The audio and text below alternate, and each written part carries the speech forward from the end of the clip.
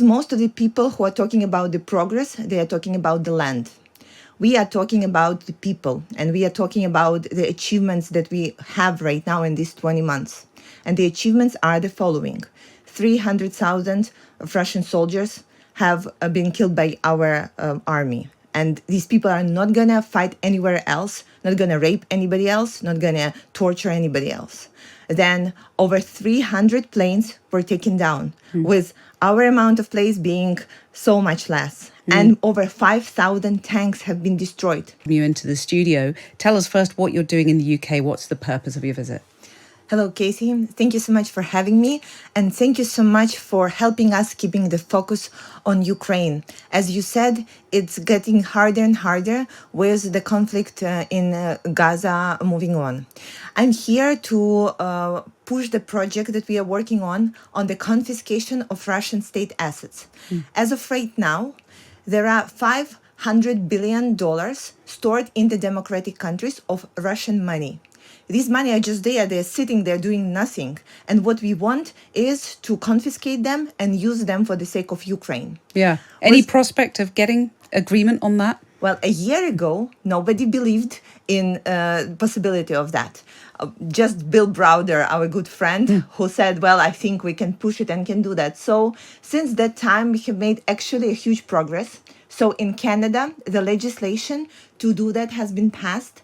In the United States, weaker, but also a legislation is there. And there is a bill in the UK Parliament to do exactly that, confiscate Russian assets, but it has not been moving. And we want to work with all the parties to figure out what would it take to get it out and get it voted. Right. But there is an important result in Europe. So Prime Minister of Belgium, Alexander De Croo, has made a decree where he just takes the interest that is on the Russian state assets. And this interest is not small. It's 1.4 billion euros.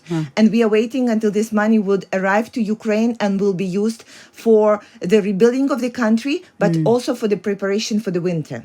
Right. And well, let's talk about the winter because there has been some progress in the last week or so, but frustrations also about the speed of the Ukrainian counteroffensive.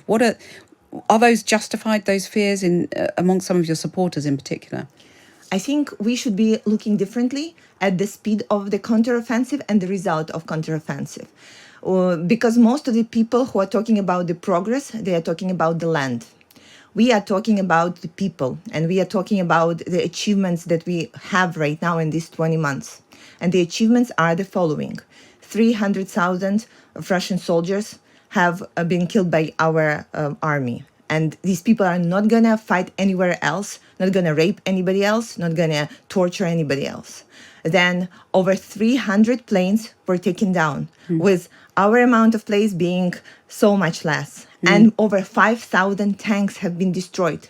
So there's real achievements, but I feel the frustration from the Ukrainians about, the fact that the international focus has shifted.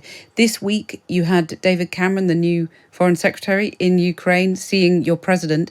How important was that? Was it symbolic or was it more than that? It's, of course, more than that. First of all, of course, it is symbolic, and the United Kingdom has been fantastic in ramping up Ukrainian people and providing us with those symbols. I would like to remind you that the first leader of the European countries that visited us since the beginning of full-scale invasion was Boris Johnson. And Ukrainian people remember that. We have still souvenirs with his name. We have Boris Johnson burgers in some of the cafes. So people remember the courage and ability to make bold moves. And so right now, for us, it is incredibly important. It is the ramp up of the morale that we need. But that's not only it. Mr. Cameron has promised us the diplomatic, military, and financial support. And we need all of that. We need diplomatic support to push the countries that are not imposing sanctions on Russia just yet. We need military support because you see that our allies are kind of dropping the ball a little bit on that, especially with this promise of 1 billion ammunition pieces that has not been delivered just yet. So how worried are you that this international support for Ukraine, which was so strong, is fraying? this I worry a lot because it is Putin's plan, because he hoped that he would drag this into the war of attrition, that there would be elections in democratic countries, that the unity of democratic leaders would not last, and that people would get distracted and turn their heads and eyes into something else.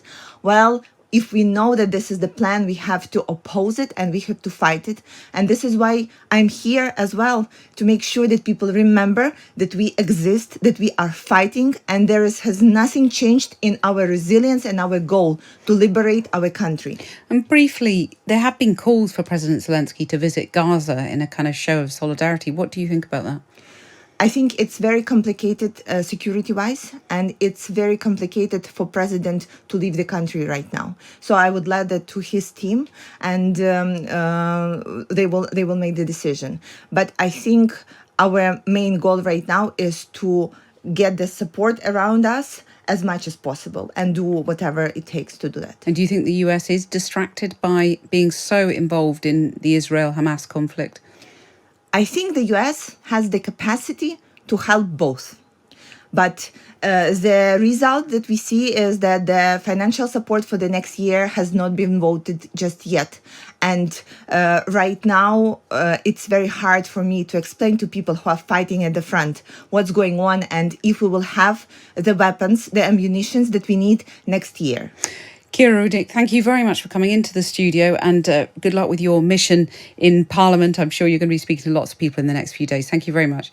Kira Rudik, Ukrainian MP and leader of the Golos party there.